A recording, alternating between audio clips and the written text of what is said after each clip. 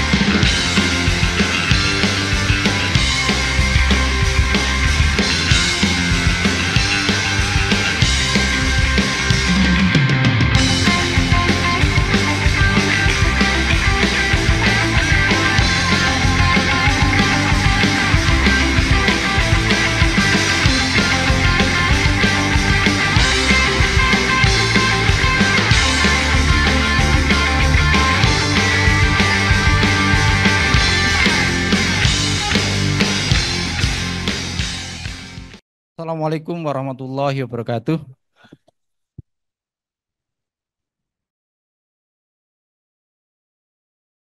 Jikalau segala sesuatu di sekitarmu gelap, lihatlah lagi. Barangkali kamu adalah cahayanya. Pesan Maulana Jalaluddin Rumi ini termaktub dalam kitab Masnawi yang diajarkan kembali oleh Profesor Roy Mutahadeh di perpustakaan Harvard di ruang Hamilton Gibb di Universitas Harvard. Ini adalah sebuah panggilan untuk menjadi cahaya di tengah kegelapan. Kegelapan Indonesia tidak selesai kita kutuk, tapi harus kita sinari. Sinari dengan cahaya. Karena itu pada momen yang istimewa ini, saya ingin mengajak diri saya sendiri dan insya Allah kita semuanya untuk menjadi cahaya di tengah kegelapan.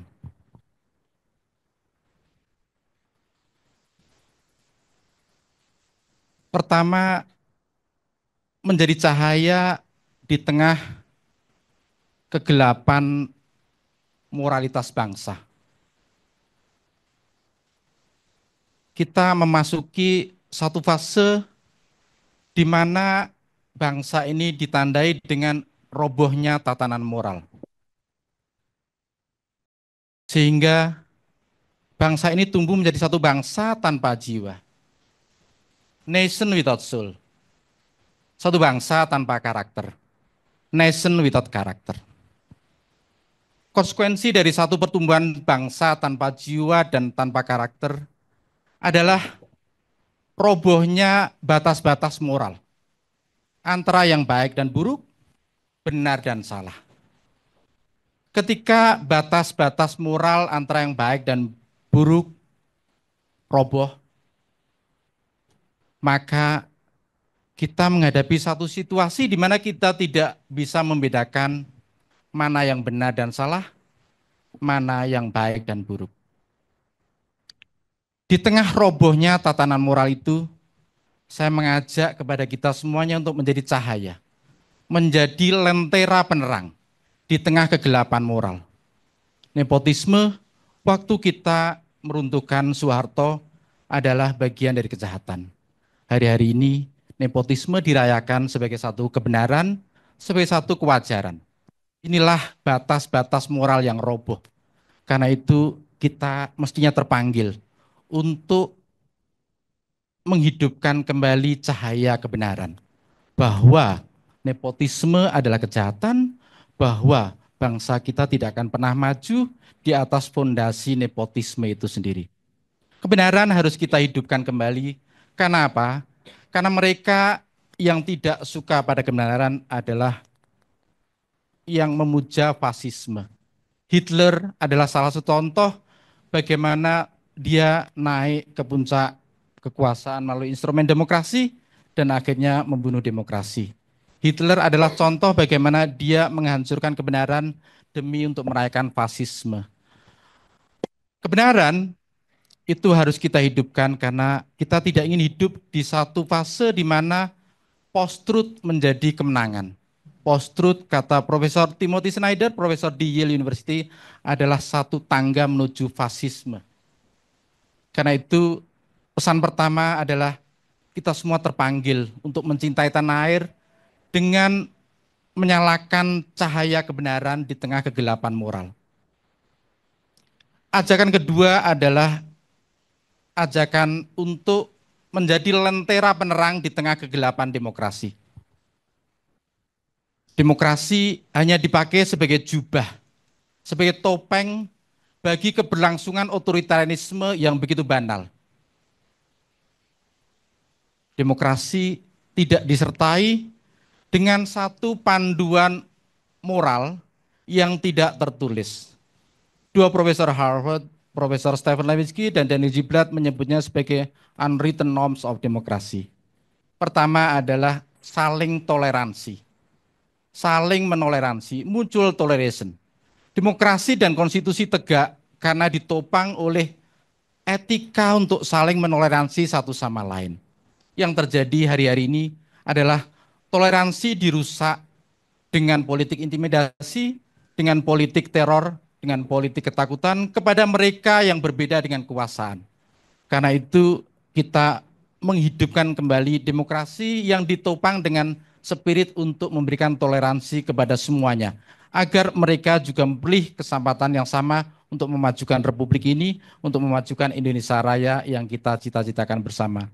Yang kedua, terkait dengan norma demokrasi yang tidak tertulis adalah ikhtiar untuk menyalakan lilin yang memberikan penerang di tengah absennya apa yang oleh dua profesor Harvard, Profesor Stephen Levitsky dan Denis Ziblatt sebagai institutional forbearance. Kita tidak memiliki satu kesadaran untuk menahan diri, saum, agar tidak melakukan politik cawe-cawe terhadap lembaga lain. Karena apa? Karena politik cawe-cawe itu merusak tatanan demokrasi, merusak norma yang tak tertulis dalam demokrasi itu. Karena itu saya mengajak terutama kepada pemimpin untuk punya kemampuan menahan diri, saum itu sendiri. Kemampuan untuk menahan diri tidak melakukan intervensi terhadap berbagai lembaga yang telah kita dirikan dan junjung bersama sebagai satu pedoman kita dalam berdemokrasi. Karena itu demokrasi di tengah kegelapan ini harus kita hidupkan kembali dan ini menjadi tanggung jawab kita bersama sebagai warga negara. Sekali kita menganggap demokrasi sebagai taken for granted, maka saat itulah demokrasi mati. Itu kata peraih Nobel dari Jerman yang akhirnya lari dari fasisme di Jerman ke Amerika dan memberikan pidato tentang the coming victory of democracy di Amerika itu sendiri. Thomas Mann. Terakhir adalah panggilan untuk menjadi cahaya di tengah kerusakan konstitusi. Karena ini yang tidak kita sadari. Ingat bahwa Hitler naik ke puncak kekuasaan ketika Jerman memiliki konstitusi Weimar. Konstitusi yang begitu liberal, demokratis, dan modern, tetapi toh akhirnya konstitusi yang sudah didesain sedemikian indah, sedemikian cantik, sedemikian bagus, tak kuasa menahan lahirnya seorang fasis, seorang Nazi bernama Hitler. Hitler terjadi di mana-mana, terjadi pada kita bangsa Indonesia yang naik secara konstitusional, tapi akhirnya merusak konstitusi. Karena itu kita mestinya terpanggil untuk merawat konstitusi ini dari permainan kasar konstitusional. constitutional hardball, kata Mark Tushnet dari Profesor Harvard Law School. Permainan constitutional hardball ini yang terjadi pada peristiwa ketika Mahkamah Konstitusi memberikan legitimasi secara hukum, secara legal terhadap praktek nepotisme. Karena itu ini adalah sejarah skandal terbesar dalam perjalanan bangsa ini dan ini harus kita kutuk untuk selama-lamanya.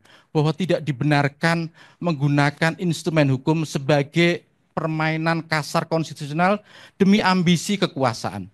Karena itu tiga hal itu yang saya titipkan pesan kepada saya sendiri dan juga kepada kita semuanya untuk menjadi cahaya di tengah robohnya tatanan moral, untuk menjadi cahaya di tengah kegelapan demokrasi, dan untuk menjadi cahaya di tengah kerusakan konstitusi.